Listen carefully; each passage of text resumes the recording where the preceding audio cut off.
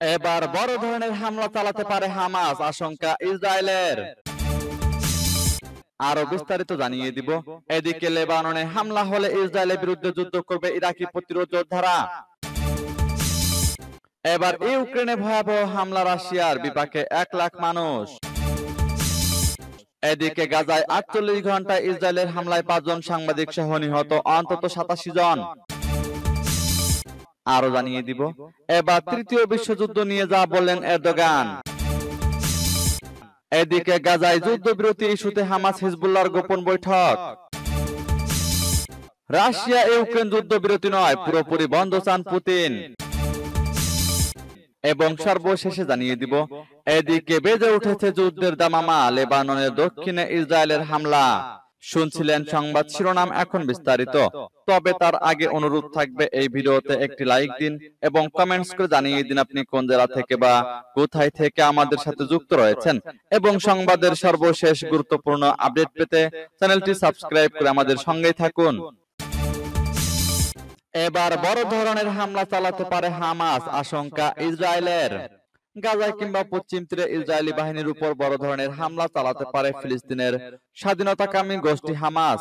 পণবন্দী ও যুদ্ধবিরতি চুক্তি করতে যাতে ইসরায়েল আরো বেশি আগ্রহী হয়, সেই বিষয়টি ত্বরান্বিত করতেই এই হামলা চালাতে পারে বলে ইসরায়েলি প্রতিরক্ষা বাহিনী আশঙ্কা করেছে। হিব্রু মিডিয়ায় প্রকাশিত সূত্রবিহীন ওই খবরে বলা হয়, ইসরায়েলি বাহিনীর উপর হামলাটি হতে পারে গাজার ভেতরে, গাজার সীমান্ত এলাকায় কিংবা অধিকৃত পশ্চিম তীরে। প্রতিবেদনটিতে বিস্তারিত বিবরণ দেওয়া হয়নি। এদিকে হামাস যুদ্ধবিরতি প্রস্তাবে ছাড় দেওয়ার প্রেক্ষাপটে মিশরীয় মধ্যস্থতাকারীরা যুক্তরাষ্ট্র ও কাতারের নেতৃত্বাধীন আলোচনায় তাদের সম্পৃক্ততা বাড়াবে বলে ইসরায়েলের চ্যানেল 12 এর প্রকাশিত এক প্রতিবেদনে বলা হয়েছে। এদিকে গাজা উপত্যকায় যুদ্ধবিরতির জন্য সংশোধিত প্রস্তাব দিয়েছে ফিলিস্তিনি প্রতিরোধ আন্দোলন হামাস। নতুন প্রস্তাবে স্থায়ী যুদ্ধবিরতি এবং ইসরায়েলি সৈন্য প্রত্যাহার না করার ব্যাপারে অটল থেকেও বেশ নমনীয়তা প্রদর্শন করেছে ইসরায়েল। ইসরায়েলের দেওয়া এবং মার্কিন প্রেসিডেন্ট জো বাইডেনের উত্থাপিত যুদ্ধবিরতির প্রস্তাবের প্রতি হামাস ইতিবাচক বলে অভিমত প্রকাশ করলেও দাবি জানায় যে শুরুতেই ইসরায়েলকে নিশ্চয়তা দিতে হবে যুদ্ধবিরতি কার্যকর হওয়ার পর ইসরায়েল আর যুদ্ধ শুরু করবে না। এ ব্যাপারে তারা অটল ছিল। এদিকে লেবাননে হামলা হলে ইসরায়েলের বিরুদ্ধে যুদ্ধ করবে ইরাকি প্রতিরোধ যোদ্ধারা। ইরাকের ইসলামী প্রতিরোধ যোদ্ধাদের জোট পপুলার মোবিলাইজেশন ইউনিট বা পিএমইউ ঘোষণা করেছে, ইহুদিবাদী ইসরায়েল যদি লেবাননে আগ্রাসন চালায় তাহলে তারা তেল আবিবের বিরুদ্ধে যুদ্ধ করার জন্য প্রস্তুত রয়েছে। গতকাল ফরাসি বার্তা সংস্থা এএফপিকে দেওয়া এক সাক্ষাৎকারে একজন ফিল্ড কমান্ডার বলেছেন, লেবাননের বিরুদ্ধে পূর্ণমাত্রায় আগ্রাসন চালালে হামলার বদলে হামলা হবে। নাম প্রকাশে অনিচ্ছুক ওই কমান্ডার বলেন, এরই মধ্যে তারা লেবাননে সামরিক বিশেষজ্ঞ ও উপদেষ্টা পাঠিয়েছেন। এদিকে ইরাকের রাষ্ট্রবিজ্ঞানী আলী বাইদার হুঁশিয়ারি উচ্চারণ করে বলেছেন, ইহুদিবাদী ইসরায়েল এবং লেবাননের হিজবুল্লাহ আন্দোলনের মধ্যে যুদ্ধ শুরু হলে তা শুধুমাত্র লেবাননের ভূখণ্ডে সীমাবদ্ধ থাকবে না। ইরাক এবং এই অঞ্চলের সমস্ত সশস্ত্র সংগঠন এই যুদ্ধে জড়িয়ে পড়বে। ইসলামী প্রজাতন্ত্র ইরান বলেছে, লেবাননে পূর্ণমাত্রায় আগ্রাসন চালালে সর্বাত্মক সহযোগিতা নিয়ে হিজবুল্লাহর পাশে থাকবে তেহরান। সূত্র পার্স টুডে। এবার ইউক্রেনে ভয়াবহ হামলা, রাশিয়ার বিপাকে 1 লাখ মানুষ। ইউক্রেনের একটি বিদ্যুৎ কেন্দ্রে ভয়াবহ হামলা চালিয়েছে রাশিয়া। দেশটির উত্তর পশ্চিম অঞ্চলীয় এলাকায় চালানো ওই হামলায় 1 লাখ মানুষ বিদ্যুৎবিহীন হয়ে পড়েছেন। শনিবার এক প্রতিবেদনে ব্রিটিশ সংবাদ মাধ্যম বিবিসির এক প্রতিবেদনে বলা হয়েছে, বিমান হামলায় রাশিয়ার সীমান্তবর্তী সুমি শহর এবং ওই অঞ্চলের গ্রাহকদের বিদ্যুৎ পরিষেবা বন্ধ হয়ে যায়। প্রতিবেদনে আরো বলা হয়েছে, ইউক্রেনের একটি বিদ্যুৎ কেন্দ্রে রাশিয়ার হামলার পর উত্তর পশ্চিম অঞ্চলের সুমি অঞ্চলে 1 লাখ মানুষ বিদ্যুৎবিহীন হয়ে পড়েছে। এদিকে হামলার পর বিদ্যুৎ পুনরায় চালুর জন্য কাজ চলছে বলে দেশটির জাতীয় গ্রিড অপারেটর ইউক্রেনার্গো বলেছে। বার্তা সংস্থা রয়টার্সের প্রতিবেদনে বলা হয়েছে, বিদ্যুৎ অবকাঠামোতে ক্ষতি ছাড়া ওই হামলায় কোনো হতাহত বা ক্ষতির খবর পাওয়া যায়নি। ইউক্রেন জুড়ে বিদ্যুৎ অবকাঠামোগুলোতে একের পর এক হামলা চালিয়ে যাচ্ছে রাশিয়া। এসব হামলার কারণে প্রায় দেশটির মানুষ ব্যাপক ব্ল্যাক আউটে নিমজ্জিত হয়ে থাকেন। এর ফলে লোকেরা পানি, শীতাতপ নিয়ন্ত্রিত বা জীবন রক্ষাকারী চিকিৎসা সরঞ্জাম ছাড়াই গ্রীষ্মের তীব্র পরিস্থিতি সহ্য করতে বাধ্য হন। শুধুমাত্র গত 3 মাসে রাশিয়ার হামলায় 9 গিগাওয়াট উৎপাদন ক্ষমতা হারিয়েছে ইউক্রেন। দেশটির জাতীয় বিদ্যুৎ সংস্থা ইউক্রেনার্গো বলেছে, শত্রুদের এই কর্মকাণ্ডে ইউক্রেন তার সমস্ত তাপবিদ্যুৎ কেন্দ্র হারিয়েছে এবং ড্রোন বা ক্ষেপণাস্ত্র হামলায় সব পানি বিদ্যুৎ অবকাঠামো ক্ষতিগ্রস্ত হয়েছে।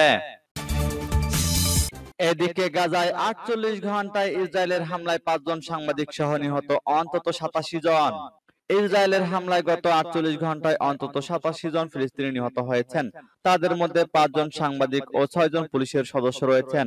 এ নিয়ে 7 অক্টোবর থেকে ইসরায়েলের নির্বিচার হামলায় নিহত ফিলিস্তিনির সংখ্যা 38,098 জনে দাঁড়ালো।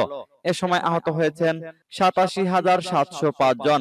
হামাস নিয়ন্ত্রিত গাজার স্বাস্থ্য মন্ত্রণালয় শনিবার এক বিবৃতিতে এই তথ্য জানিয়েছে।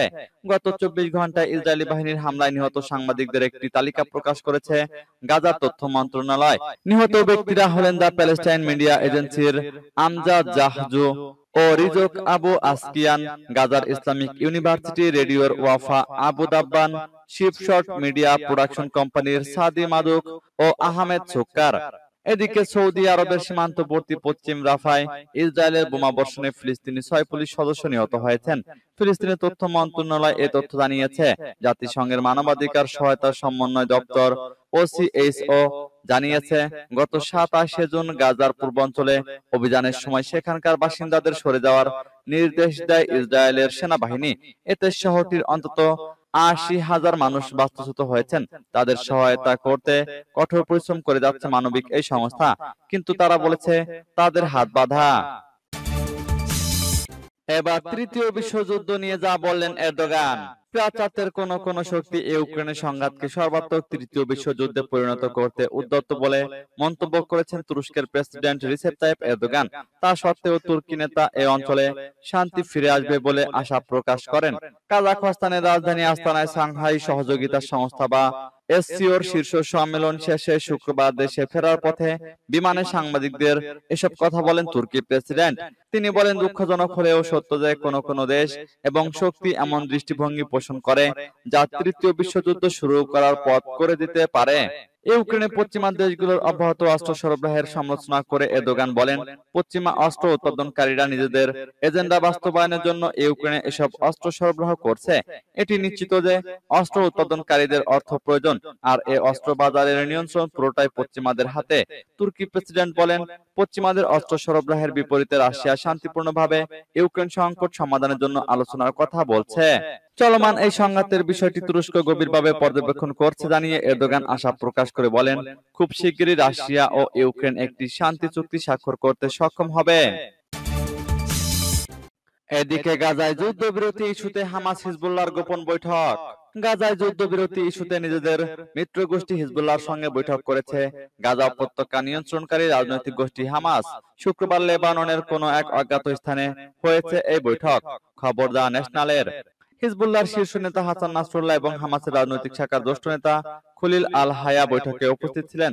সেখানে গাজায় যুদ্ধবিরতি সংক্রান্ত নিজেদের প্রস্তাব হামাস উপস্থাপন করেছে বলে এক বিবৃতিতে জানিয়েছে লেবানন ভিত্তিক শিয়াপন্থী সশস্ত্র ইসলামী গোষ্ঠী হিজবুল্লাহর কেন্দ্রীয় কমান্ডো। বিবৃতিতে বলা হয়েছে, যুদ্ধবিরতি প্রস্তাবের বিভিন্ন পয়েন্ট নিয়ে মত বিনিময় করেছেন উভয় পক্ষের প্রতিনিধি দল। ইসরায়েলের প্রতিনিধিদের সঙ্গে শান্তি সংলাপ এবং গাজার বর্তমান পরিস্থিতি নিয়েও আলোচনা হয়েছে তাদের মধ্যে। গাজায় ইসরায়েলি বাহিনীর অভিযান শুরুর 1 মাস পর থেকে লেবানন ইসরায়েল সীমান্ত থেকে ইসরায়েলের বিভিন্ন স্থাপনা লক্ষ্য করে ক্ষেপণাস্ত্র ও রকেট ছোড়া শুরু করে হিজবুল্লাহ। পাল্টা জবাব দেওয়া শুরু করে ইসরায়েলের প্রতিরক্ষা বাহিনীও। দিন যত গড়াচ্ছে ততই তীব্র হয়ে উঠছে উভয় পক্ষের হামলা পাল্টা হামলা। এবার রাশিয়া ইউক্রেন যুদ্ধবিরতি নয়, পুরোপুরি বন্ধ চান পুতিন। ইউক্রেনের সঙ্গে রাশিয়া যুদ্ধবিরতি চায় না, বরং ইউক্রেন যুদ্ধ পুরোপুরি বন্ধ করতে চায়। ইউক্রেন যুদ্ধ বন্ধ নিয়ে নিজের এমনই এক রূপরেখা প্রকাশ করলেন রুশ প্রেসিডেন্ট ভ্লাদিমির পুতিন। হাঙ্গেরির প্রধানমন্ত্রী ভিক্টর অরবানের রাশিয়া সফরে যৌথ এক সংবাদ সম্মেলনে পুতিন একথা বলেন। পুতিন আরো বলেন, তিনি ইউক্রেনকে আগেও যুদ্ধ বন্ধ করার প্রস্তাব দিয়েছিলেন। প্রস্তাবগুলো ইউক্রেনের জন্য শত্রুতা বন্ধ করা ও আলোচনা শুরু করার জন্য সুযোগ রেখেছিলেন তিনি। সংবাদ সম্মেলনে পুতিন বলেন, ইউক্রেনের সঙ্গে শুধু শান্তি চুক্তি বা সাময়িক যুদ্ধবিরতি চুক্তি তিনি চান না, একই সঙ্গে কোনো ধরনের সাময়িক যুদ্ধবিরতিতেও তিনি সম্মত হবেন না। কারণ এতে কিয়েভে ওই সময়ে নিজেদের সংগঠিত করে আবার অস্ত্র তুলে নেবে। রাশিয়া এই সংঘাতের চূড়ান্ত সমাপ্তির জন্য আহ্বান জানাচ্ছে।